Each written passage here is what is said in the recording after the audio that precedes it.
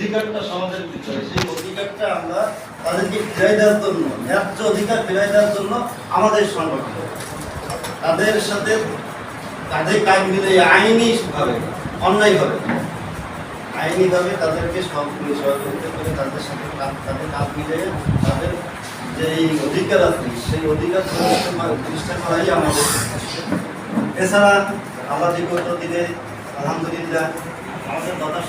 চেষ্টা করছি যতটা আমাদের আন্দোলন আসছে, তারা গরিব দুঃখী আছে তাদের পাশে দাঁড়ানো, তাদের স্বাবলম্বী করা,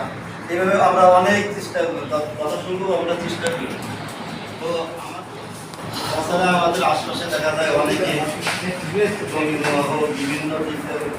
বিভিন্নভাবে নিবিড়, যারা ক্ষমতাসীন যারা আছে তারা আস্তে আস্তে তারা তাদেরকে বিভিন্নভাবে জুলুম করতেছে। আমি যেহেতু ভূমি অফিসের দায়িত্বে আছি, ওই ভূমির সাথে সংশ্লিষ্ট সেই বিষয়ে আমি ভূমি সংক্রান্ত অনেক কি হয়, তো দেখা যায় যে এরকম যারা ভ্রান্তি থাকে সেই ভ্রান্তিগুলো প্রশ্ন আমাদের পরিচালক সভাপতি পরিচালক আমাদের সৌরভ ভাই তাদের কাছে অবশ্যই আপনাদের প্রশ্ন করেন, মন খুলে প্রশ্ন করেন। আপনার মনের ভিতরে যদি কোনো দ্বিধা থাকে সেই দ্বিধাগুলোর উত্তর দেওয়ার জন্য আমাদের সৌরভ ভাই আছে, সে আপনাদের সমস্ত প্রশ্নের উত্তর দেবে। তো আজকে যেহেতু বললাম এই যে পরে তো সবার ব্যস্ততা হয়ে গেছে, আমাদের অনুষ্ঠান দীর্ঘায়িত করবো না, সবার প্রতি আহ্বান থাকবে যে আমাদের সংগঠনটা আমাদের নিজের সংগঠন মনে করে সামনে ভবিষ্যতে আরও এই সংগঠনের কর্মন্বয় যাতে আপনার উন্নতি হয়, আমাদের আরও বাড়াইয়ে যত সদস্য হবে আমাদের ততই শক্তি বাড়বে। এজন্য আর শক্তিটা নিজের জন্য না, এটা কিন্তু বলা হয়েছে দেখেন এখানে হিন্দু আছে, মুসলমান আছে, নবজাতের আছে, এটা কোনো আন্তরিক বিএনপি কোনো জামাত ইসলাম পাওয়ার একটা অরাজনৈতিক সংগঠন, এখানে ধর্মীয় কোনো সংগঠন না, রাজনৈতিক কোনো সংগঠন না, এইখানে আপনি ব্যক্তিগতভাবে ব্যক্তি লাভের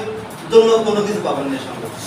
যদি মনে করেন থেকে এখানে আমার ব্যক্তি শব্দ আছে তাহলে আপনার দলের সংগঠন না। আপনি যদি মনে করেন যে আমার সমষ্টিগত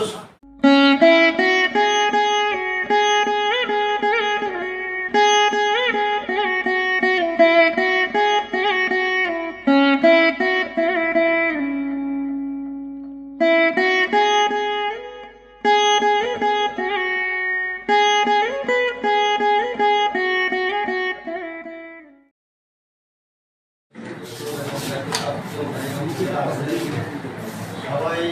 আমাদের কষ্ট করে আসলে গতকাল ঈদের পরে সবাই কর্মব্যস্ততার ক্ষেত্রে যদি এই দিন না হতো মানে আরো